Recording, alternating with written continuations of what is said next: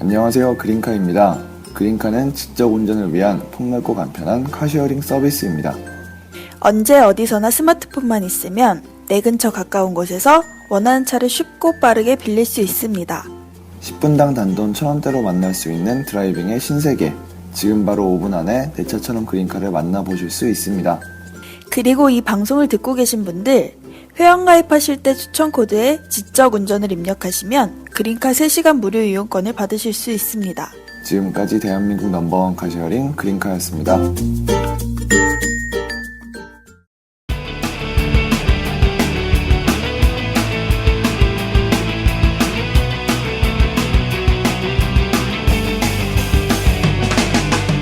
살면서 누구나 한 번쯤은 궁금해하지만 아무도 정확히 알려주지 않는 주제들을 선정해서 얕게 한번 파보겠습니다. 지적 대화를 위한 넓고 얕은 지식, 줄여서 지대넓약 74회 지대북 지금 시작합니다.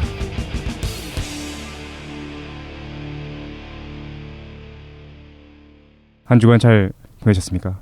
오늘은 자기소개하는 시간입니다. 저는 신자유주의 미스테리 관심 많은 최 사장입니다. 선하고 덕이 많아서 덕실이라고 오, 별명 붙여주신 덕실이로 합시다. 덕실입니다. 덕실이. 반갑습니다. 덕실입니다. 그렇군요. 안녕하세요. 지식을 사랑하고 친일 교과서에 반대하는 깡쌤입니다. 안녕하세요. 김도인입니다. 명상과 동양 철학을 담당하고 있는 김도인. 네. 한 번도 김도희님이 저 이야기를 자기 입으로 한 적이 없는 것 같아요. 그러니까 네, 초반에 했었던 것 같습니다. 꼭 남들 해주길 바라가지고 싶습니다. 어쨌든 우리 취미편을 끝내고, 네. 그죠? 사회에 걸친 취미편을 끝내고 저희가 새로운 에피소드로 찾아왔습니다. 사실은 장기적인 에피소드가 결정이 안 돼가지고 일단 단기적인 에피소드로 지대북 특별편 저희가 한번 준비해봤는데 막 그렇게 얘기해도 되는 겁니까? 몰라. 다음 주에 어떻게 뭐가 바뀔지 몰라. 갑자기 미스테리 할 수도 있고. 어쨌든 지대북 특별편 오늘 준비되어 있습니다. 깡쌤이 준비해 주셨는데 네. 어떤 내용입니까? 네, 오늘은 이제 다 같이 취미가 독서 아니십니까? 예. 가을은 또 독서의 계절이고 예. 저희가 지식을 얻는 수단은 독서이기 때문에 가을에 독서를 제일 안 하는데 실제로는 그렇죠. 그래서 독서의 계절인 거예요. 네. 많이 읽으라고. 맞아요. 그게 마케팅인데 원래 책이 제일 많이 팔리는 시즌이 이제 3월 달에 그 신학기 때 그리고 맞아. 이제 그 여름 방학 때 딱 잘 팔리고 이 가을이 가장 힘든 시기라고 합니다. 야, 이렇게 좋은 날씨에 왜 책을 읽고 있습니까? 그렇죠. 나가 놀아야지. 네. 그러네. 그러니까. 그래서 그런 어떤 아픔이 있었기 때문에 마케팅 측면에서 가을은 독서 독서의 계절이다. 이런 일종의 홍보 문구를 만들었다고 그러더라고요. 아 그러면은 그게 옛날부터 내려오던 격언 같은 건 전혀 아니네요. 그런가 봐. 빼빼로데이 이런 거 아닌가? 그런가? 어쨌든 화이트데이 네. 이런 거. 북대. 그래서 굉장히 많은 여러분들이 독서에 관심을 많이 가지고 계시기 때문에 라고 혼자 생각하면서 저도 요즘 책은 잘 안 읽습니다. 먹고 살기 바빠가지고. 그렇지. 네. 여러분들은 책 잘 읽고 계시나요? 뭐 거의 못 있죠 뭐. 네. 저도 대학원이랑 막 그때 잠깐 읽었었던 거 빼고는 책 읽은 시간도 없고 그래서 잘 못 읽고 있는데 그래서 오늘은 옛날에 읽었던 책의 독서 경험들을 추억하면서 독서 역사 편을 한번 준비를 해봤습니다. 이 책 이름이에요. 독서 역사라고 해서 네. 일종의 책이 어떻게 탄생했고 책을 읽어왔던 독자들의 어떤 문화사 책이 어떤 방식으로 읽혀져 왔고 거기에 대해서 어떻게 의미를 찾아왔는지를 기록한 책인데 이 책이 나름대로 좀 재미있는 부분들이 있어서 제가 오늘 여러분들이랑 같이 좀 소개를 해드리려고 합니다. 독서 역사. 예. 근데 이게 책이 좀 서양 중심으로 많이 쓰여져 있기 때문에 네. 예, 오직 서양에서 책이 어떻게 태어났고 어떻게 읽혀졌는지를 알려주는 그런 문화사라고 보시면 됩니다. 그렇군요. 누가 썼어요? 읽어주시죠. 알베르토 망구엘입니다. 알베르토 망구엘 이름부터가 이런 책을 쓰게 생겼어. 세계적으로 이름이 알려진 이 정도 이름이 작가이자 돼야 돼. 번역가, 편집자. 무시무시한 책 덕후고요. 덕스럽게 생겼는데 진짜. 덕 중에 덕은 역시 양덕이라서 이분이 어마어마하게 고전 문헌이나 이런 거에 많이 연구를 하신 분인데 자신이 지금까지 읽어왔던 독서 경험을 총동원해서 만든 역작이라고 보시면 되겠습니다. 그렇군요. 예. 그래서 오늘 독서 역사에 대해서 진행을 할 건데요. 아주 옛날에는 어떤 방식으로 지식을 전수했을까요? 텔레파시. 그렇죠. 돌고래가 마치 고대 문명의 구애하듯 뭐 이런. 아 그렇군요. 야 돌고래들도 지식 전달하더라. 놀랐는데. 어떻게 해요? 수족관에서 처음에 어떤 하나의 돌고래가 링 모양으로 물방울을 만드는 거를 애가 한 거야 처음으로. 이렇게 막 이렇게 뱉으면 하고 뱉으면 그 튜브 모양으로 물방울이 나와. 마치 물 안에서요? 물 안에서. 담배 연기로 무슨 담배 연기. 하트 만들고 이런 것처럼. 그래서 첫 번째로 그 하트 만들 수 있다고? 보통 하트를 만들지 않나? 도넛이잖아요. 어쨌든 첫 번째 돌고래가 그걸 한 거야. 그랬더니 같은 수족관에 살고 있었던 다른 돌고래들이 그걸 보고 있다가 따라하기 시작하더래. 네. 그래가지고 그 수족관에서 모든 돌고래들이 그 링을 만들어서 그 링을 갖고 노는 게 그 영상으로 본 적이 있었거든요. 지식이 전달되는 것 같아. 우리가 뭐 미개하다고 생각하는데 실제로는 아닌 것 같아. 모방하는 거 아니에요? 모방하기도 할 테고. 근데 지식이 전달된 거죠. 이게 지식 전달 아닌가? 네, 감사합니다. 아, 예.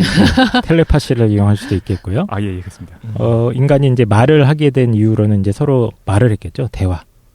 그렇죠. 아주 오랜 지식 전수의 수단이고, 우리가 이제 뭐 그 종교나 철학 전통에서 유명하시다고 하시는 분들, 모세나 부처님이나 예수님, 소크라테스 모두 다 책을 남긴 분들이 아니죠.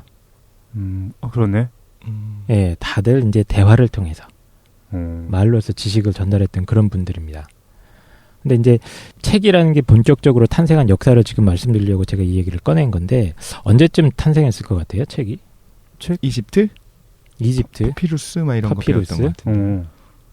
메소포타미아에서도 뭐 진흙판에다가 뭐 이렇게 했었다는 것 같은데 그것도 책으로 볼 수 있을까요? 글자. 그 책이 뭐냐에 대한 정의에 따라 달라질 것 같긴 해.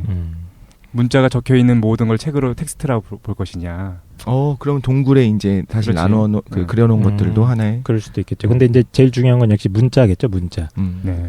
문자 기호가 있어야지 뭐 책을 쓰거나 말거나 할 텐데, 최초의 흔적이 나타나는 건 역시 한 기원전 3000년경으로 추정이 되고, 아까 말씀드렸던 메소포타미아 지역입니다. 이게 요즘 말하면 이제 이란, 이라크, 그 석유가 펑펑 쏟아지는 꿈의 동네죠. 예. 근데 그때 당시는 석유는 없었는데 그 지역의 특징이 농사가 그렇게 잘 됐대요. 그때 당시에는. 그때 없었으니까. 그때 없었잖아요. 석유 근현대 만들어진 거 아니에요? 자, 그렇게 알고 있었는데. 맞다. 근데 그 전에도 석유가 너무 많이 나가지고 있었어요. 그래서 네. 성경에 기록되어 있지 않나? 그래서 그 뭐 저주받은 땅인 줄 알았잖아. 너무 역청이라고 해서. 그죠. 검정색 물이 나온다. 검정색 물이 나오는데 그걸 이렇게 해갖고 지붕에다가 발라서 물이 안 새게 만들고 그랬다는 기록이 있는 거예요. 기름덩어리니까. 예. 근데 이제 거기에 이제 불이 붙는 물이다. 뭐 이 정도밖에 몰랐고. 예. 이걸 가지고 이제 뭐 연료를 만들거나 이런 생각을 못했던 거죠. 그렇군요. 어쨌든 이 메소포타미아 지역이 지금보다 기후가 더 좋았어가지고 그때 당시에는 농사가 그렇게 뿌렸다 하면 막 몇 배 수익이 나는 씨앗을 뿌렸다 하면 몇십 배씩 수익이 나는 그런 동네였기 때문에 문명이 발달하기 아주 좋은 조건이었다고 합니다. 우리나라는 왜 그런 게 없을까요? 우리나라도 뭐 뿌리면 나오는 거 없나? 뿌리면 나오는 게 뭐가 있어요, 우리나라에? 라면? 우리나라에는 아무것도 없는데 이 메소포타미아 지역은 축복받은 지역이기 때문에 최초의 도시 문명이 건설된 지역이라고 보시면 됩니다. 그래서 이제 도시 문명이라는 게 뭐냐면은 이제 사람들이 성을 이뤄서 커다란 도시 공동체를 만들고 분업이 발달하죠. 도시 농사 짓는 사람이 있고 그걸 갖다 파는 사람이 있고 또 도시를 운영하려면 행정 조직이 발달해야 되지 않습니까? 또 행정가들도 있고 사람들이 자연이나 이런 거에 무서워하니까 신을 또 모셔야 되고 그런 게 복합적인 체계가 발달하면서 그러다 보니까 이제 그 시스템 운영하려면 다양한 기억 보조 장치들이 필요했을 겁니다. 네. 그래서 아마 최초의 문자는 그 양이나 뭐 염소 같은 거 갖다가 뭐 빌려주기도 하고 막 이렇게 몇 마리 있는지 체크하기도 하고 했어야 될 거 아닙니까? 그러다가 보면 이게 뭔가 이렇게 해놨어야 될 거 아니야. 그렇지. 쐐기 형태로 뭐 금을 그어놓거나. 그래서 최세장이 나한테 25마리 빌려갔으니까 이자 2마리 차서 27마리 갚아라. 그런 거, 그렇지. 써놨어야 돼. 그런 걸 써놨어야 될 겁니다. 그래서 그런 아마 상업적인 욕구에서 그 문자가 처음 출현하지 않았을까라고 추정을 하고 있고 실제로 지금 남아있는 점토판들 같은 거 보면 대부분 그런 계약서들이에요. 아, 그래. 네, 최 사장 갑과 깡샘 을은 뭐 이런 식으로 제 1항. 그래서 그런 점토판들이 실제로 많이 발견이 되고 있고, 이 점토판이라는 게 이제 한 크기가 뭐 손바닥보다 조금 더 크거나 요즘 말하면 한 노트북 정도 되고, 이게 영어로 하면 이제 태블릿이죠. 아, 거기서 온 거야? 예, 서판이죠, 이게 서판. 그게 태블릿이야. 예, 그걸 이제 옛날에 태블릿이라고 했던 건데, 오. 그 점토판에다가 이게 진흙으로 만들어져 있어요. 그래서 거기다가 이제 끝이 뾰족한 독을 가지고 글자를 새기는 건데, 그때 당시 이제 쐐기 문자라고 해서 다 이렇게 뾰족뾰족한 그 뭡니까 V자 형태? 네. V자를 옆으로 누이고 뭐 세우고 이런 형태로 다 문자를 만들어서 썼던 것 같습니다. 그렇군요. 네. 그래서 이게 바로 인간의 기억을 대체할 수 있는 유일한 발명품인 쐐기 문자가 태어난 그런 순간이고요. 그러니까 나도 사실 생각해 보면은 우리가 너무 자연스럽게 뭔가 글을 쓰잖아요. 근데 생각해 보면 되게 놀라운 거다. 왜냐면은 기억이라고 하는 어떤 정신적이고 추상적인 게 물질 안에 그 스며드는 거잖아요. 그렇죠. 나는 항상 좀 독특하다 생각이 들었어. 그러니까 예를 들어서 내가 개야. 개라서 막 돌아다니면 우리랑 다른 세계에 살 것 같아. 인간은 어떤 세계에 살고 있냐면은 언어가 있는 세계에 살잖아요. 가면서 뭘 보냐면은 실제로 물질을 보는 게 아니라 언어를 보거든요. 간판을 보고 하면서 의미를 보는 거야. 근데 개한테는 어떤 세계가 펼쳐져 있을까? 걔는 의미의 세계가 아니라 그냥 물질 그 자체의 세계인 것 같은 거야. 냄새? 그럴 수도 있구나. 그래서 인간이 물질 세계에 사는 것 같지만 실제로는 그냥 의미 세계에 살고 있고, 그래서 독특하다는 생각을 좀 많이 했던 것 같아요. 그렇죠. 인간은 이제 언어를 매개로 사물을 인식하게 되고 자기 감정도 표현하고 이런 식이니까요. 그치. 물질을 보는 게 아니라 언어를 봐, 실제로는. 걔도 언어를 볼걸요? 그래요? 왜? 왜냐면 걔도 자기 주인과 주인이 아닌 사람을 구별할 줄 알고, 예를 들어 주인이 안 오면 기다리잖아요.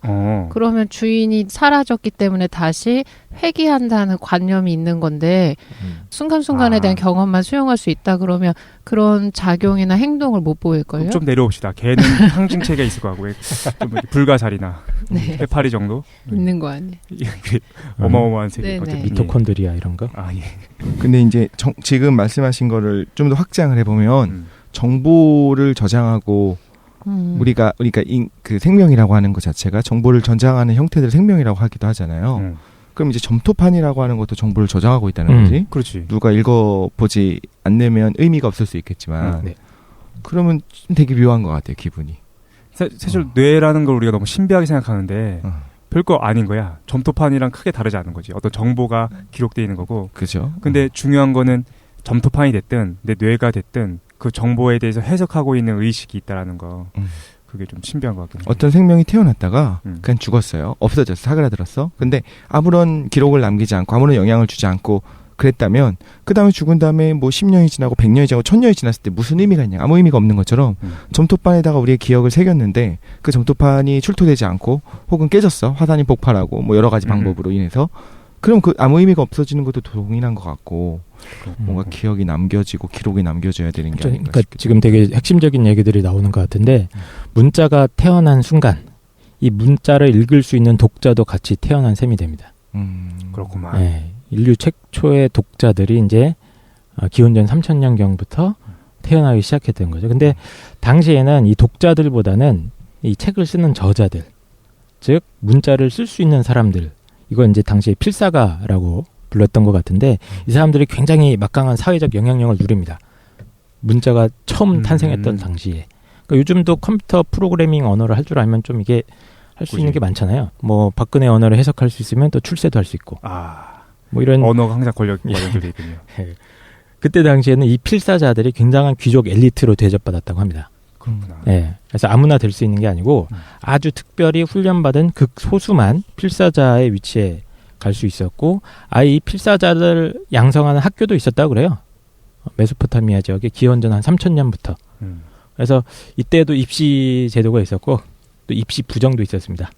네, 학교 성적이 좋아야지 필사자가 되는 거고, 정시도 있고 수시도 있고. 수시 있고 정시 있고, 심지어 아들이 좋은 성적을 받을 수 있도록 선생님께 천지를 바쳤다 라는 기록이 있을 정도로. 예. 인간이 똑같아. 예. 요즘 애들 버릇없다. 그다음에 그렇게 써 있었어. 고대 그리스 로마에 그렇게 써 있다며. 요즘 애들 버릇없다. 예, 학부모의 마음은 항상 똑같았다. 예, 고대 사회나 지금이나. 그랬다는 거죠. 그러니까 인간이 하나도 안 바뀌었기 때문이지 신석기 이후에 인간이 거의 바뀐 게 없으니까. 예.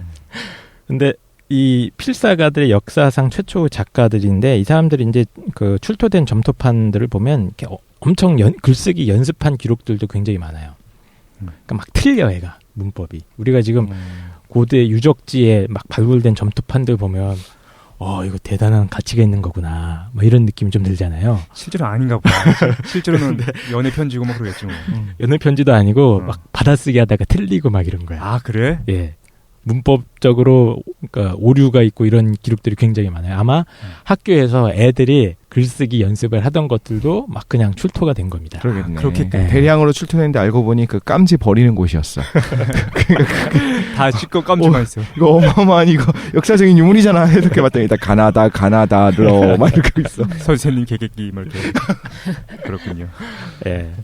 그래서 어쨌든 이런 식으로 책이 태어나긴 했는데 이게 점토판이 너무 무겁지 않습니까? 들고 다니기가. 그러니까 어떻게든 가볍게 만들려고 했겠죠. 그래서 아까 얘기가 잠깐 나왔듯이 이집트에서 파피루스라는 형태로 이 파피루스가 이제 요즘 페이퍼의 어원이죠.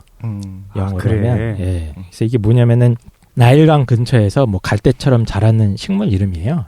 근데 이제 이 식물 줄기를 이렇게 벗겨가지고 그 안에 줄기 겉껍질을 벗겨내면 약간 삼배같이 고운 그 내부 조직이 나온다고 합니다.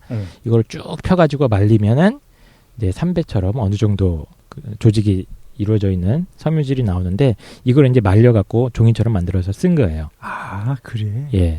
그래서 이게 좀, 종이를 누가 최초로 만들었느냐에 대해서 논쟁이 좀 있죠. 중국의 체제공이 만들었죠. 예. 중국이 먼저 했느냐, 아니면 이제 이집트가 먼저다. 서양 쪽에서는 이집트를 원조로 치는 거고, 그 중화 사상을 내세우는 이제 중국인들은 우리가 먼저다. 이런 얘기를 하는 것 같아요. 우리가 배울 때는 중국의 3대 뭐 이렇게 발명품 같은 거 할 때 종이 나오죠. 그 실제적인 어떤 품질로 따지면 중국 종이가 월등하죠. 그랬겠죠. 예, 월등하고 파피루스는 좀 부식도 잘 되고 이게 좀 그 재질 자체가 좀 이렇게 내구성이 있지는 않았던 것 같아요. 근데 한지는 그래도 꽤 오래 가잖아요. 몇백 년 뭐 지나가도 남아있기도 하고. 사실 내가 대충 듣기로 정확한 정보는 아닌데 그 중국에서 종이 만든 사람이 채 씨거든요. 채륜. 그게 채 사장 그 채랑 같은 채라는 얘기를 들었어. 되게 뿌듯해 지금. 장난 아니야. 너무 좋아요 얼굴이. 이 정도는 써줘야지. 뭐 별거 다 갖다 붙이는. 북보까지 들이대는 거야? 네. 아, 확실하진 않습니다. 네, 저희 듣기로. 조상은 강감찬 장군이랍니다. 진짜? 네. 다 나오는구만. 태조 이성계 나와요. 태조 이성계. 몇 대 손인지까지 아는. 김도인 뭐 아무것도 없구만. 우리 김수로 집안이에요. 그래, 김수로 나왔어. 김수로? 네. 영화 배우? 이길 수가 없어. 알겠습니다. 김수로 아닙니까? 알겠습니다. 진짜. 어쨌든 그 최 사장의 조상님께서 채륜이라고 하는. 근데 그분이 되게 신기한 게 하나 있는데 그분이 제가 알기로 환관이거든요. 잠깐만. 이 어찌된 일이요. 내가 커피 흘린다. 커피 막 줄줄 흐르고 죄송합니다. 있어요 지금. 죄송합니다. 입에서. 깜짝 놀랐네. 그래? 성령으로 인테해서 해가지고. 네. 육체적 관계가 아니라 정신적 관계로 표현하실 걸로 알고 있습니다. 환관의 후손과 함께 방송을 하는 저희 지대너비 하십니다. 예. 어쨌든 그 중국에서 공식적인 기록은 한 105년경, 서기 후 105년경인데 뭐 중국에서는 이렇게 주장을 하는 것 같아요. 역사적 사료들이나 이런 거 봤을 때 그때 처음 만들어진 게 아니고 기존에 이미 있었던 거를 갖다가 채륜이라는 궁 중에 이제 환관께서 이거를 집대성에서 개량해서 새로 만들었다. 울고 있어 지금. 너무 웃겨가지고. 조상님의 슬픔을 자신의 슬픔으로 받아들이고. 말하고 다니면 안 되겠다. 산대기 지난주 비밀. 커밍아웃에 이어서. 네. 어쨌든 간에 이 파피루스나 중국의 종이 형태가 있었는데 그 다른 재질 중에 하나가 또 양피지도 많이 쓰였어요. 왜냐하면 양피지는 좀 더 내구성이 좋거든. 그래서 서양에서는 사실 양피지를 많이 썼습니다.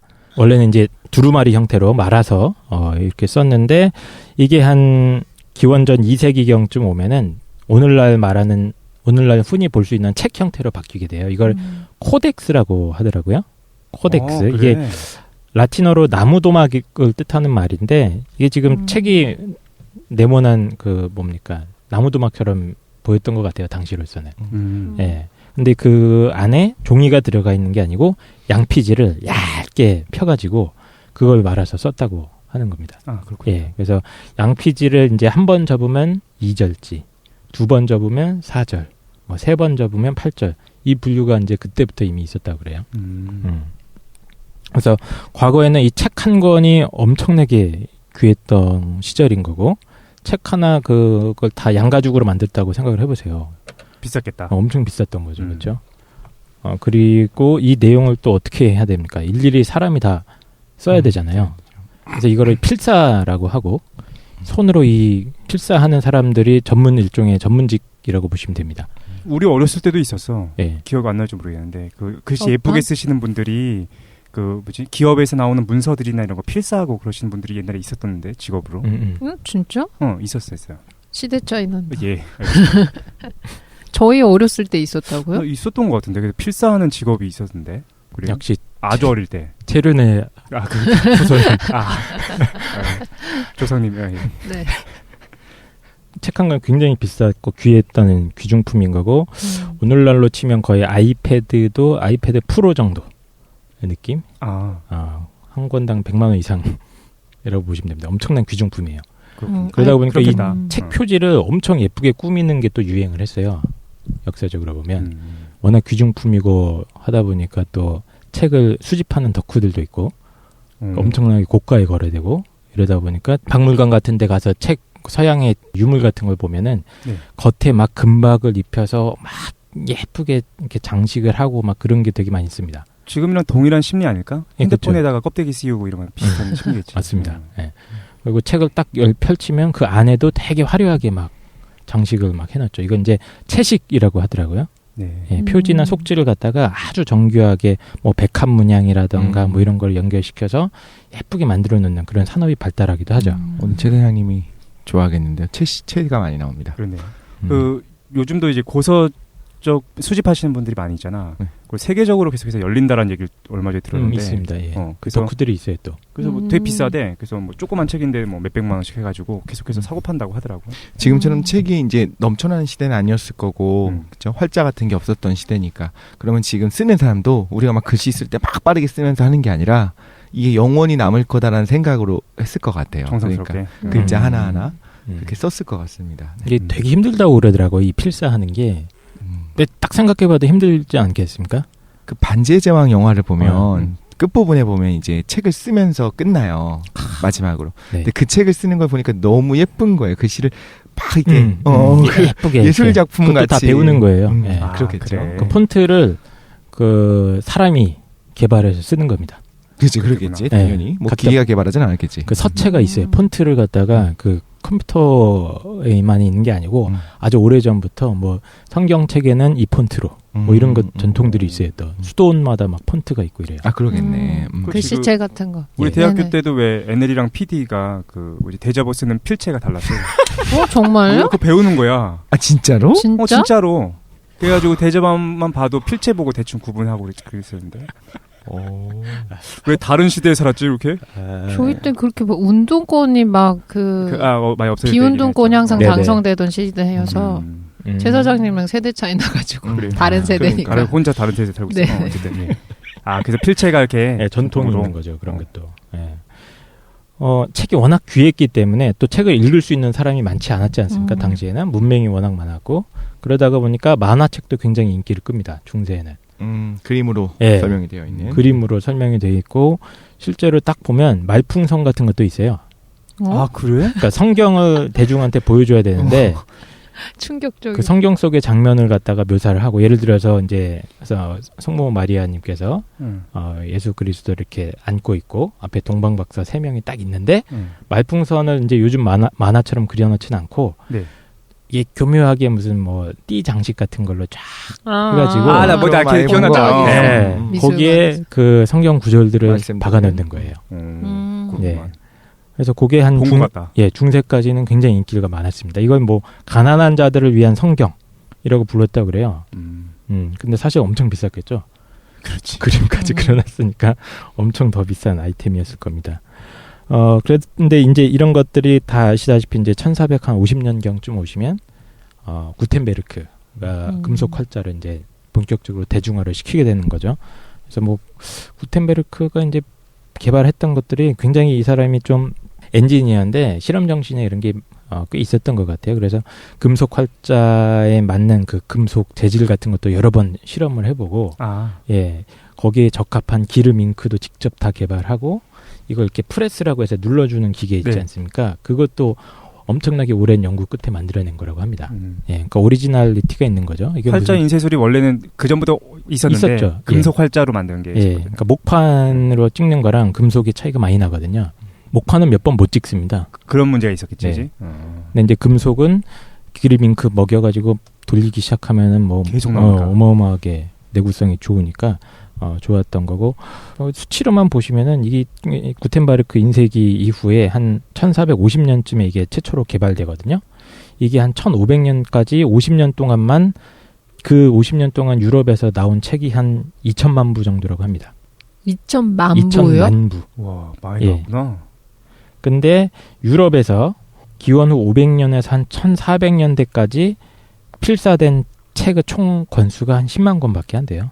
아, 그래? 예, 그러니까 어마어마한 차이였던 거죠. 10만 불 만들고 있었는데 2천만 예. 불 찍어낸 거야. 예, 그러니까 제가 봤을 때는 뭐 스마트폰이 개발되고 뭐 이 정도의 위력보다 이 구텐바르크 인쇄기의 위력이 어마어마했다고 볼 수 있습니다. 어마어마하구나. 예. 책값이 엄청 싸졌겠네. 엄청나게 싸지고 뭐 그 이후에 일어난 변화는 다 아실 겁니다. 최근에는 뭐 전자책도 있는 거 아세요? 네. 깡쌤이 맨날 저한테 저를 붙잡고 사고 싶다고 말씀하시는. 전 이미 2개 구매했습니다. 아, 진짜요? 그래서 이건 전자책 같은 경우는 최근에 나온 기종들은 이게 가독성이 워낙 좋아가지고 예, 같이 자랑하기 시작했어요. 자신의 장비들을. 예, 책은 전자책으로 우리나라도 좀 활성화됐으면 좋겠다는 생각이 드는데 뭐 요즘은 이제 전자책 같은 것도 많이 등장을 해서 이 전자책이 월등히 휴대성이 편한데도 불구하고 그 심리적인 요인인지 저는 화면으로 잘 활자를 못 보거든요. 항상 뭐든지 프린트해서 보는데. 저도요. 네네. 그리고 책도 전자책으로 뭐 이북으로 된 건 싫어요. 그 책을 가지고 오면서 종이로 봐야 돼서 그게 더 편해가지고. 근데 최근에 나온 전자책은 가독성이 워낙 좋기 때문에 꼭 하나 사시기 바랍니다. 근데 나는 왜 안 읽히냐면은 책을 그러니까 우리가 좀 잘못 생각하고 예술의 장르가 여러 가지 장르가 있잖아요. 네. 그러니까 시간성이 중심이 되는 예술이 있고 공간성이 중심이 되는 예술이 있거든요. 음악이나 이런 것들은 시간성이 중요하잖아. 공간성이 중요한 게 아닌 거야. 시간적 흐름이 있어야 되는 거고. 회화 같은 경우에는 이제 공간성이 중요하지 시간성이 별로 중요하지 않거든요. 그럼 책은 어디에 속하는지 생각해 보면 우리가 문자로 그냥 차례대로 읽으니까 시간성이 중요할 거라 생각하잖아. 근데 공간성이 되게 중요해요. 왜냐면은 뒤에 읽다가 다시 앞으로 넘어왔다가 우리 반복하게 되거든. 그런데 전자책에서 배제된 게 공간성이 배제가 돼 있어. 그러니까 안 읽힌다라는 생각을 했었는데 그 공간성을 뛰어난 CPU와 램으로 커버하고 있습니다. 아, 그래요? 네. 그러니까 그 다 손가락으로 가능합니다. 아, 그래? 예. 아, 그렇구나. 그렇군요. 그렇습니다. 죄송합니다. 제가 요즘 사적 얘기를 하도 이 지름신이 와서 한 달 동안 고민하다가 질렀는데 너무 좋더라고요. 그래요? 네. 근데 이게 사람마다 진짜 그게 여기서 성향이 드러나는 것 같아요. 저도 무조건 일단 인쇄하거든요. 인쇄해서 눈앞에 보고 맞아요. 그다음에 그걸 노트로 옮겨서 이제 이게 시작을 해야지. 그냥 들여다보고 있으면은 절대 안 읽히더라고요. 아, 그렇구나. 하지만 최신 전자책은 장난 지분 아니다. 투자했나? 왜 자꾸 얘기하지? 네, 알겠습니다. 책이 이렇게 발달해 왔는데 책을 읽는 방법은 어땠을까요? 아주 오랜 시절에, 아주 오랜 옛날부터 오늘날과 책을 읽는 방법이 똑같을까? 요즘 책 읽으면 어떻게 읽으세요? 손을 씻고. 씻어요? 왜 손을 씻어요? 뭐 얘기하고 얘기잖아요. 책을 이제 본격적으로 새 책을 읽을 때 손을 씻는다고. 주로 어디 가서 읽으십니까? 이 웃기려고 하는 게 얘기가 아니라 덕실이가 실제로 그래요. 실제로 그렇죠. 실제로 손을 닦고 그걸 이제 본대. 손에 땀이 있는 것도 싫고 이제 좀 여러 가지 그런 게. 정말 묻는 게 싫어. 미친놈. 절대 아무것도. 뭐 하나 제대로 하는 게 없어. 다 뭔가 이상해. 일단 손을 씻으시고 그럼 어디로 갑니까? 이제 책을 들고. 멸균실로. 멸균 소독 한번 하고 네. 적외선으로 한번 돌리고 이런가요? 편한 데도 읽는 것 같아요. 편한데 거짓말. 무릎을 꿇고 기도하는 마음으로. 알겠습니다. 저는 주로 이제 책 읽는 게 잘 되는 공간이 저는 약간 오픈된 공간을 좋아하거든요. 저도요. 사람마다 맞아 달라요. 공부하는 그러니까, 것도 오픈된 공간. 저도 이렇게 막혀 있는 도서실, 독서실 있죠. 딱 어두컴컴하고 이런 데 가면 오히려 집중이 안 되고 딴짓하더라고요. 저는. 얘기만 들어도 숨 막혀요. 네, 숨 막혀요. 양쪽에 이게 벽이 쳐져 있고 네. 앞에서 형광등만 켜놓고 전체 조명을 어둡게 놓으면 여기만 집중이 확 되잖아요. 네. 그걸 너무 싫어해. 숨이 너무 막혀. 저는 이런 건 신기하다. 아닙니다. 그런 건 아니에요. 사람마다 뭐 잘 읽히고 맞아요. 공부되는 데가 있으니까. 김도희는 어디서 잘 돼요? 저는 모르겠는데 그냥 동굴 속. 보통 책 읽는다 그러면 뭐 이동할 때 많이 읽고 지하철 타고 다니까 지하철에서 많이 읽는 편이고요. 학교 다닐 때는 그냥 침대에서 읽었는데 항상 누워 있는 걸 좋아해가지고. 학교 다닐 때 침대? 침대에서 읽는 분들 많죠. 저는 도서관이나 이런 걸 되게 싫어해서 학교도 이렇게 앉아 있는 게 너무 불편해갖고 늘 침대에 누워서 수업 들으면 얼마나 좋을까 항상 생각해요. 그렇구만. 침대에 누워서 읽었던 것 같아요. 근데 단점이 20분 정도 넘겨 항상 자가지고. 아프고 등 아프잖아요. 이렇게 등이 휘어지니까. 우리 앞으로 이제 그래요? 응급실 병원 침대 하나 갖고 다녀야겠다. 저 그 너무 꿈이에요. 이렇게 돌리면 서는 거 뒤에가. 그래. 그 누워서 침대 할 하나 때 갖고 싶어요. 엎드려서가 아니라 이렇게 보세요. 엎드려서 안 봐요. 근데 진짜 잘 때처럼 누워가지고. 진짜 잘 때처럼 네, 이렇게 누워서? 옆으로 누워서. 그럼 제가 뭐지? 제가 최신 아이템을 하나 구매한 게 있는데 네, 이따 보여드릴게요. 이게 누워서 천장을 본 상태로 배에 책을 올려놓고 볼 수 있는 안경을 샀어요, 제가. 진짜 그걸 샀어요? 뭔지 알고. 이게 정말 샀어? 프리즘 달려있는. 최고예요, 최고. 거울 누워서 달려있는? 뭐든지 다 할 수 있습니다. 그게 익숙해져요, 금방? 이 정도는 너무 사야 되는 거 불편할 것 아닙니까? 그걸 깡쌤이 네. 장비 정말 좋아하셔. 웃기려고 얘기하는 게 아니라 진짜 샀어 그걸. 샀어요. 근데 저 봤던 좋던데? 것 같아요. 지나다니면서 어떤 TV에서 전현무 씨가 무슨 걸 끼고 누웠는데 그게 TV가 보이던데.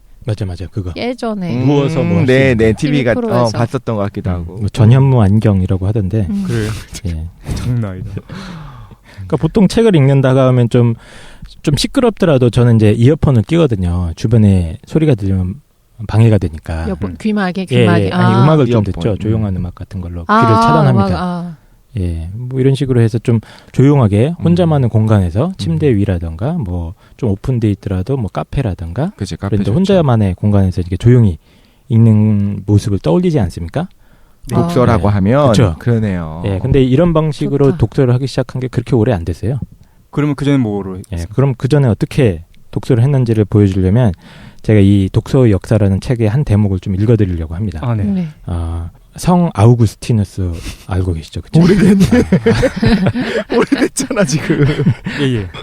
인류 전체 역사로 따지면 얼마 안 됐지. 4세기에. 예. 그럼 너 얘기하면서 읽으실 것 같아요. 성 아우구스티누스라고 해서 이제 유명한 기독교의 교부, 네. 그러니까 천주교죠. 가톨릭의 교부시고 원래 이 사람이 직업이 뭐였는지 알고 계세요? 기독교인들 때려잡는 사람 아니었어요? 그건 이제 그건 베드로 취미였고. 바울이고. 바울이고 그냥 되게 성 어거스틴. 금수저? 금수저는 아니었어요. 이게 들어갔던 것 그 같아요. 정도까지는 젊은 시절 때 방탕하게 보내지 방탕하게 않았어요? 살았던 사람. 근데 그 방탕한다고 해봤자 제가 봤을 때 그렇게 막난이었던 것 같진 않고 그러니까 본격적인 직업은 문학이나 수사학이나 논리학을 가르치는 강사였는데 그러니까 일종의 학원 선생님이었죠. 예, 그리스에 유학해가지고 책 읽는 거 워낙 좋아했고 책 덕후였어요. 성 아우구스티누스도. 그럼 뭐를 그렇게 자기가 그렇게 타락했었다는 거야? 당시에는 우리보다 훨씬 더 수도사처럼 안 살았다 이거 같아. 그렇구나. 내가 봤을 때는 선한 사람이었으니까. 그래서 뭐 몇 번 나이트클럽 한 2번 한번 가보고 뭐 이 정도 느낌인데 그렇게까지 방탕했던 것 같지도 않은데 뭐 고백록이란 책에 보면 그렇게 써놨어요. 자기가 이제 망나니처럼 살다가 뭐 어떤 뭐 정원에선가 어떤 아이의 노래 구절을 듣고 책을 펴봐라 해서 성경 구절을 딱 펴봤는데 거기서 하느님 말씀에 감화받아갖고 막 회개하고 이런 장면들이 있는데 어쨌든 그 문학이나 뭐 웅변술 이런 걸 가르치는 강사였습니다. 근데 이제 이 사람이 로마에서 활동을 하려고 했는데 이게 장사가 잘 안 됐어요. 학원비도 잘 애들이 안 내고 막 이래가지고 고민하던 차에 밀라노에 수업이 개설이 됩니다. 그래서 밀라노로 이주를 하게 되는데 그때 밀라노의 주교 성 암브로시우스를 만나는 장면이 나와요. 고백록에 나오는 장면입니다. 이 아우구스티누스가 성 암브로시우스라는 이제 그 당시 밀라노의 주교고 이 사람도 나중에 이제 성인으로 추제된 사람이에요. 워낙 유명한 열혈 독서가였어요. 암브로시우스는. 그리고 대부분의 시간을 혼자 독방에서 책을 읽었다고 합니다. 그래서 그 아우구스티누스가 이 암브로시우스를 만나는 장면을 갖다가 이렇게 묘사를 하고 있어요. 자, 여기서부터 이제 아우구스티누스의 증언입니다. 책을 읽을 때 그의 두 눈은 책장을 뚫어져라 살피고 가슴은 의미를 캐고 있었지만 그의 목소리는 들리지 않았고 혀도 움직이지 않았다.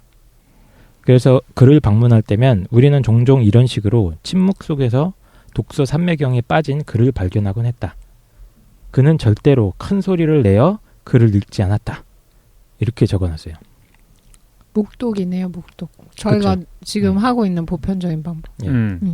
지금으로서는 이렇게 책을 읽는 게 당연한 거죠. 네. 조용히 그냥 입 닥치고. 그렇지. 예. 근데 이 아우구스티누스는 이게 되게 신기했다고 증언을 하는 거예요. 이 사람 신기하네. 책 읽을 때 목소리도 안 내고 혀도 움직이지도 않네. 라는 대목이 있어요.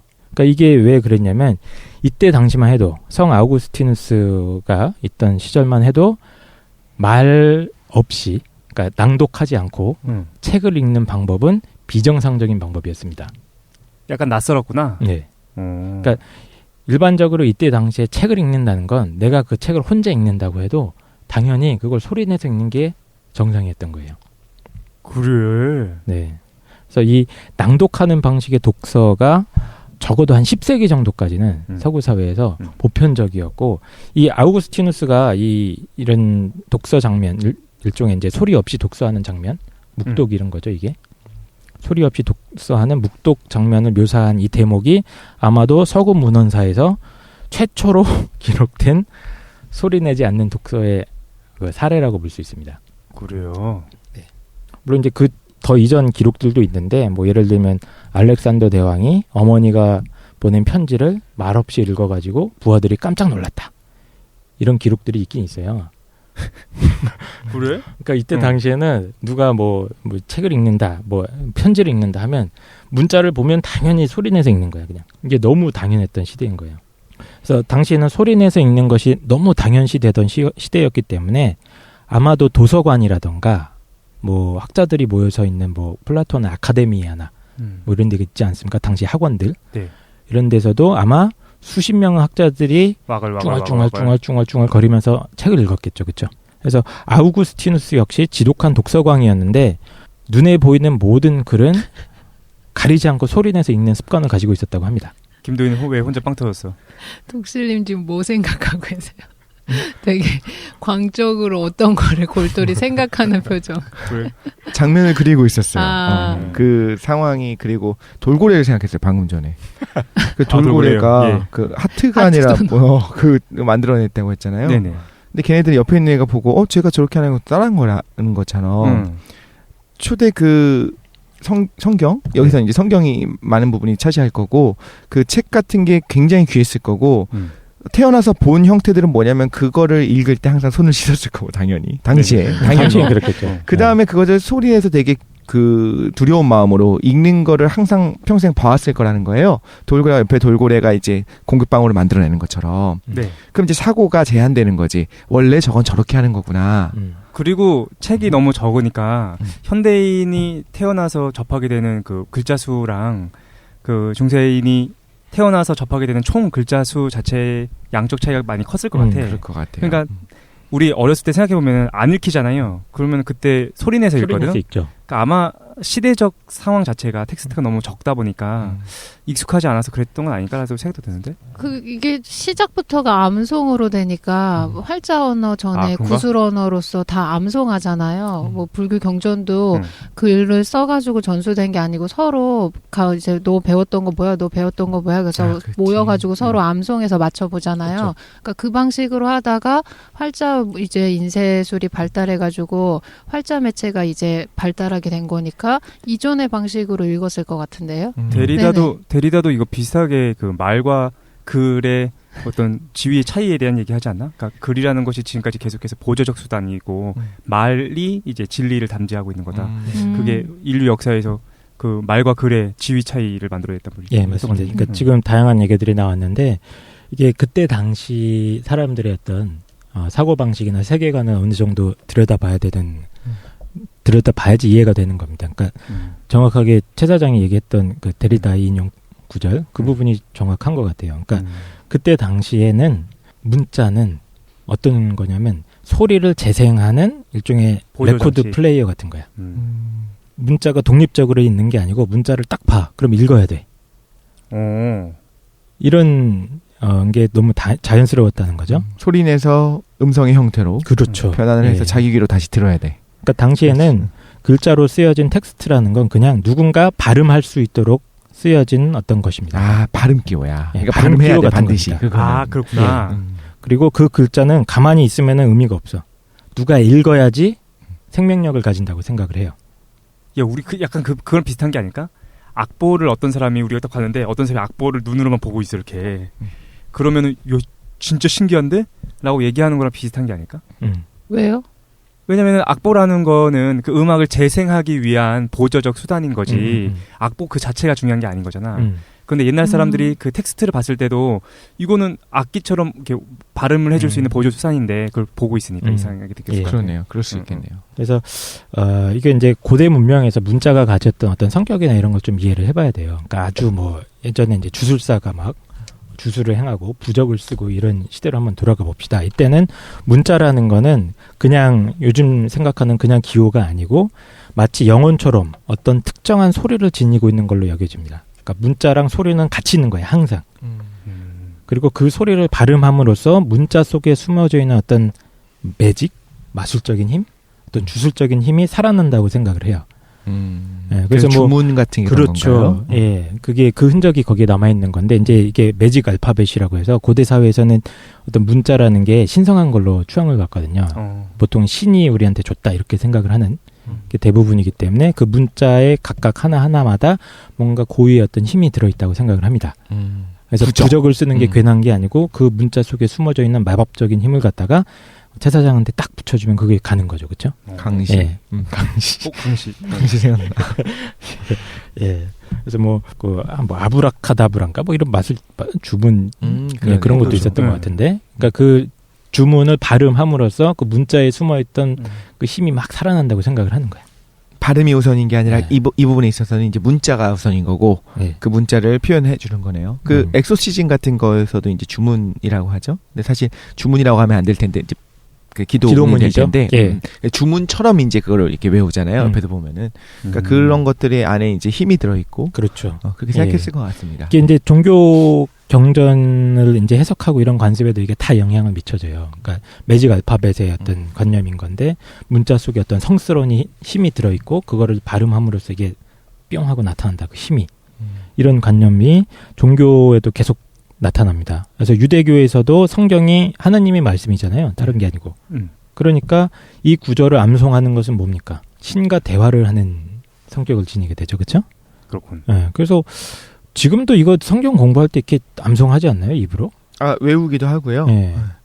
무조건 외우는 부분들이 있고 그 부분 이제 기도를 한다든가 이제 힘든 일이 올 때 그때 이제 그 하나님의 말씀을 다시 외우면서 암송을 하면서 힘을 얻기도 하고 뭐 그런다고 하는 그런 목적으로 하기도 하고요. 천주교에서도 아예 이제 하느님의 말씀을 복음이라고 하는 그 복음을 갖다가 서로 신자들끼리 읽고 공유하는 시간을 가져요.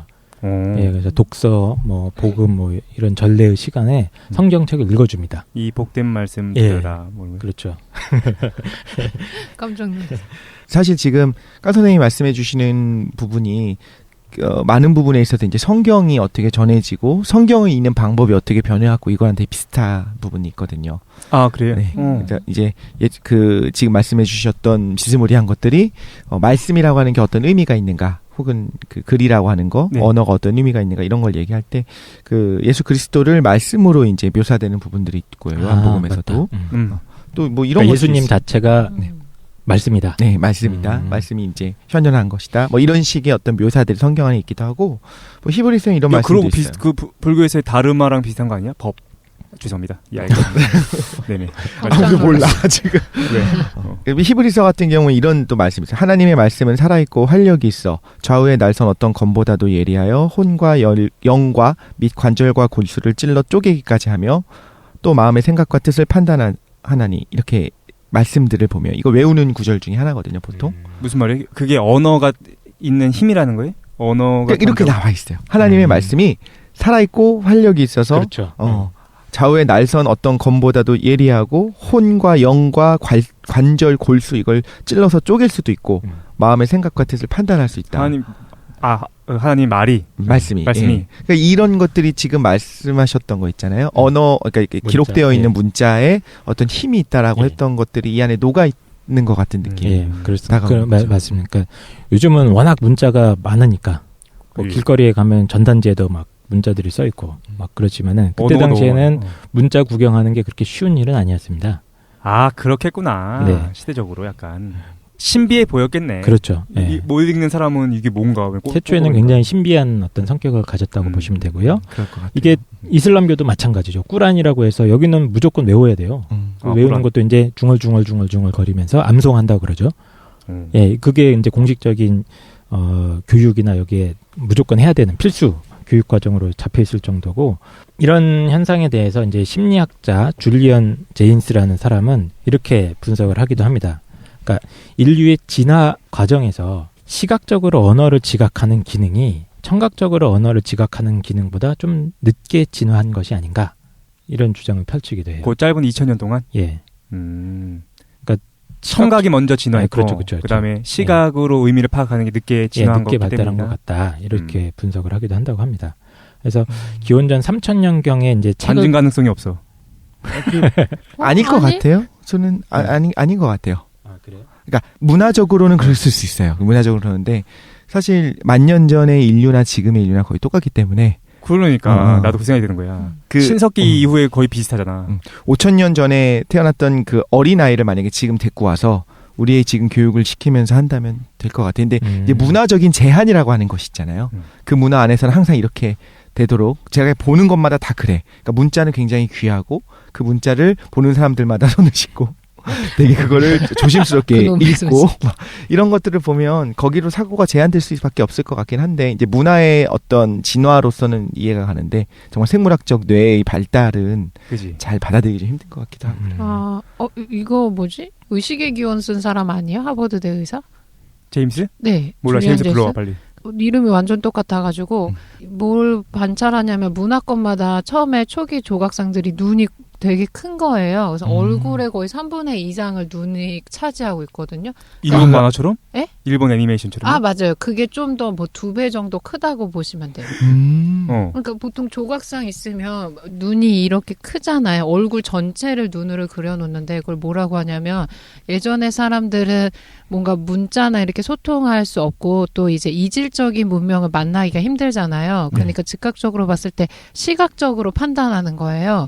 그러니까 서로에 대해서 저 사람이 나랑 같은가 다른가를 시각적으로 볼 수밖에 없어서 고대 이제 형상들로 갈수록 조각상들의 눈이 되게 크다라고 하고 있어가지고. 그럼 제임스 얘기 반대말이네. 제임스는 이제 청각적으로 의미를 파악하는 게 먼저 진화하고 네네. 이후에 이제 시각적인 게 발전했다는데, 김도인이 얘기하는 거는 옛날 사람들은 눈을 크게 그렸다는 것이 1차적으로 인식하는 그 어떤 기관이 눈이었다라는 얘기잖아. 네네. 근데 또 반대되는 거 뭐 아니야? 시각만 쓰고 청각만 쓰고 그러진 않았겠죠. 둘 다 쓸 수밖에 없는데, 근데 문자랑 대응시키면 그렇게도 생각할 수 있는데 생활하는 걸로 보면 그럴 것 같아요.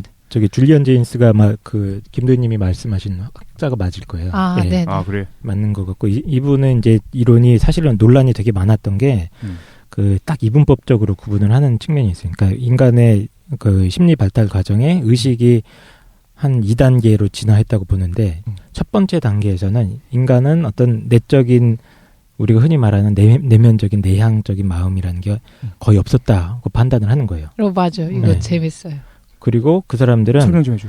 왕이나 어떤 신의 목소리라고 여겨지는 어떤 환청에 따라서 자기가 움직이고 판단하고 했다고 주장을 하는 거예요. 그러니까 이게 무슨 얘기냐면은, 사실 그 그리스 로마 신화나 이런 걸 봐도 인간이 어떤 행동을 하기 전에 신이 들어와서 명령을 하거든요, 항상.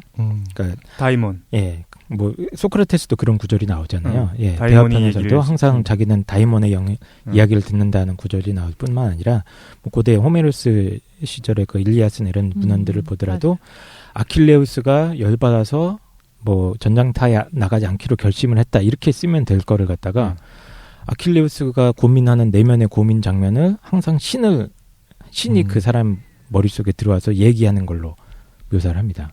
묘사 이렇게 예, 되시나요? 맞아요. 그러니까 이제 그런 장면들을 근거로 했을 때, 이때 당시에는 어떤 인간의 내면적인 그러니까 자기 고유의 영역이 있었던 것이 아니라 그 내면에서 일어나는 일들을 다 어떤 청각적인 외부에서 주어지는 계시나 환청 같은 걸로 그쵸. 받아들였던 시기가 있는데, 이게 문자가 개발되면서 이런 과거에 이제 외부적이라고 생각했던 것들이 내 마음속에서 일어나는 감정이나 사고의 과정인 거구나. 자아를 이제 인정하기 시작하는 거네요. 발견해서 자아를 발견해 나간다. 한 이 두 단계로 이루어진다고 보는 이론을 내세웠어요. 그런 면에서는 뭐 진화라는 얘기를 쓸 수는 있겠네. 그러니까 신체적인 그러네요. 진화가 아니라 네네. 의식적인 진화. 아니요. 의식. 신체적인 거랑 연관시켜요. 책에서 연결시키도 보면 돼요. 예전에 그 깡생이 말씀해 주신 것처럼 내적인 자아관념이 없고 그냥 외부의 명령에 따라서 기계적으로 행동한다라고 파악했을 때는 뇌가 하나로 통합된 거예요. 일원적 뇌라고 봐요. 근데 의식이 생겨나가지고 자아관념이 있어서 자기가 주체적으로 판단해서 행동하는 거는 양원적 뇌라고 해서 좌뇌 우뇌가 쪼개졌다고 보는 거예요. 이 사람이 의사예요. 논란이 있어요. 네네. 이 사람 그래요? 이론이 뭐 다 받아들이는 건 아니고. 덕실이가 왜 그러냐면은 진화 심리학에서의 전제 자체가 그거잖아, 그렇지? 딴 얘기하려고. 진화 심리학자가 되었어. 진화 심리학에서의 기본이 그러니까 신석기 이후에는 거의 우리가 변한 게 없다라는 거예요. 신체적으로는. 그러니까 5천 년의 기간이 너무 짧다는 거야. 그렇죠. 신체적 변화를 발생시키기에. 근데 뇌가 만약에 실제로 진화적인 형태를 통해 가지고 무엇인가 양원적 뇌로 변했고 그것이 좀 받아들이기가 좀 어렵다는 거죠. 하나였다가 뭐 뇌량이 지금 뭐 있는 형태의 어떤 두 개로 좌뇌 우뇌로 쪼개진 것을 이제 비유적인 게 아닐까 싶은데 또 의사라고요. 네, 의사예요. 하보. 그럼 뭐 우리가 사실관계 파악하기 전에 근데 좀 받아들이긴 좀 힘든 것 같고 어떤 비유로서 의미가 있는 것 같은데 재밌는 재밌는 게 갑자기 생각이 나갖고 말해봐요. 여러분들에게 실험해보고 싶습니다. 예. 리처드 파인만이 했었던 건데 파인만. 네. 1, 2, 3, 4 그러니까 10초를 셀 거예요. 지금부터. 네. 10초를 세는데 어떤 사람은 글을 읽으면서 10초를 세고 책을 읽으면서 어떤 사람은 말을 하면서 10초를 세요. 그래서 10초가 지난 다음에 딱 10초 됐다라고 이렇게 이야기를 해야 돼. 그러니까 무슨 말인지 아시겠죠? 아니, 예. 저 이해 못했는데 내가 직접 세는 거예요? 네. 책을 읽으면서 10초 한 1분 정도로 할게요. 네. 김도희님이 제가 이제 여기 하지만부터 읽어보라고 시키고 네. 읽으면서 1분 뒤에 1분이 됐다는 걸 말을 해달라고 얘기를 해요. 자기가 텍스트를 읽어가면서 나름의 1분이라는 소리 시간을 내서 측정해서 읽으면서. 네. 그런 방법 그렇게 하는 것과 또 하나 뭐가 있냐면 그러니까 말을 하면서 하는 것이 있고 읽으면서 눈으로 그 두 가지를 이제 실험을 시키거든요. 어떻게 돼요? 어떻게 되나요? 그 사람마다 달라요. 이게 가능한 사람이 있고, 그러니까 읽으면서가 가능한 사람이 있고, 말을 하면서가 가능한 사람이 있거든요. 근데 보통은 어떨 것 같아요? 저는 말 안 하면서 하는 게 좀 더 정확하지 않을까? 이거 근데 말하면서가 독실님이 말씀하신 거 가능하다 가능하지 않다는 거는 정확도를 얘기하는 거죠. 둘 다는 다 할 수 있잖아요. 사람이요. 음독하거나 묵독하거나 1분이라는 시간을 나름 측정할 수는 있잖아요. 그러니까 더 정확한 게 누구일 것 같느냐. 거의 그래요? 나는 거의 음독하면서 거의 불가능에 가까운 것 같은데. 나도. 음독이 더 정확할 것 같은데. 묵독이라는 게 훨씬 더 속도가 빠르잖아요. 혹시 음독을 이렇게 하시는 거 아니죠? 아니요. 보통 그렇게 하지 않나요? 음독은 근데 음독은 나와 있는 글자 수를 다 읽어야 되지만 저희가 묵독할 때는 모든 글자를 읽는 게 아니고 맥락상으로 읽기 때문에 스킵해서 넘어가는 부분들이 있잖아요. 네네. 그러니까 단어가 몇 개만 있으면 의미가 파악되니까 쑥쑥 읽어서 내려가니까 자기가 느끼는 1분이란 시간보다는 묵독을 했을 때가 훨씬 더 빠를 것 같은데요. 읽는 거는 중요하지 않고요. 오히려 네네. 1분이라고 하는 시간을 정확하게 하는 거 이게 목표인 거예요. 읽는 거, 이 안에 있는 내용도 물론 기억을 하겠지. 기억을 하고 해야 되는데 이제 길지 않아요. 1분은. 시간 측정 어떻게 할 건지 그냥 이걸 얘기를 할게요. 근데 그러니까 말하면서 하는 게 쉽다라고 하는 사람들은 어떻게 시간을 재냐면 속으로 시간을 중얼중얼 하는 거예요. 1, 2, 3 이렇게 얘기하면서 눈으로 읽고 있는 거야. 이걸 실험할 때 자기가 한 1분이 지난 것 같아 이렇게 해서 말하는 게 아니고 네, 속으로 세야 돼요, 숫자를 정말로. 같이 숫자를 간다는 세야 거죠. 숫자를 세는 방식이 저는 이제 그 책을 읽으면서 파이만도 그렇고 많은 사람들이 숫자를 속으로 세요. 그러니까 말로 해요, 숫자를. 초를. 그래서 1, 2, 3 하면서 눈으로 읽고 있는 거예요. 네. 그리고 무의식적으로 숫자를 셀 수가 있는 거지. 근데 어떤 친구는 말을 하면서 셀 수가 없는 거야. 내가 지금 최 사장님이랑 이렇게 웃고 떠들고 놀면서 우리가 이렇게 이야기를 하면서 사실 속으로는 1, 2, 3, 4 이걸 세기가 힘들다는 거죠. 왜냐하면 숫자 시간을 셀 때는 항상 말을 해야 되니까 속으로 말을 하든 밖으로 말을 해야 되니까. 그러니까 시각 정보와 청각 정보를 얘기하는 거예요. 동일하게. 결론이 뭡니까? 그런데 빠따가 좋아, 빠따. 말을 하면서 시간이 셀 수 있는데 읽으면서는 못하는 사람이 있어요. 아, 네. 그런 사람이 또 있어요? 그 사람은 물어봤대요. 파인만이. 어떻게 너는 생각을 하냐. 초를 어떻게 재냐. 근데 우리는 1, 2, 3, 4 이렇게 한다면 그 사람은 앞에 괴종시계가 왔다 갔다 하는 걸 상상한대요. 되게 중요한 차이를 얘기하는데 시간을 재는 방식에서 네. 괴종시계가 왔다 갔다 추가 왔다 갔다 하면서 1초, 2초, 3초를 시각화해서 시간을 재는 사람이 있고 1, 2, 3, 4를 말로 하면서 청각화 시켜가지고 자기가 시간을 알겠다. 측정하는 네. 사람들이 있어요. 근데 지금 말씀해 주셨던 것 지금 그게 생각났어요. 누가 이렇게 시각으로 먼저 청각으로 이루어졌던 것들이 시각으로 바뀌었다라는 얘기를 듣고서 그러니까 시간에 대한 개념을 어떻게 우리가 인식할 것인가. 초의 개념을 그걸 청각적인 걸로 시간을 인식하는 사람이 있고 시각적인 걸로 인식하는 사람도 있더라. 네네. 근데 지금 이야기하는 거랑 맥락이 비슷한 것 같아서 했는데 단어라는 것도 청각적인 걸로 우리가 처음에 인식하기 시작했는데 네. 시각적인 걸로 바뀐 것처럼. 그렇죠. 그렇죠. 예.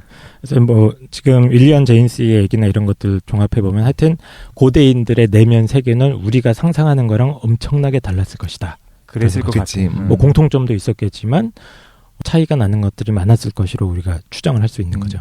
배우는 걸 따라가는 것 같아요. 예를 들면 뭐 국정교과서로 배우면 그 내용을 사실로 이제 받아들이게 될 것이고 자유롭게 가르치고 토론을 가르치면 뭐 이런 것들이 있을 수 있겠구나. 다양성을 배울 수 있겠죠.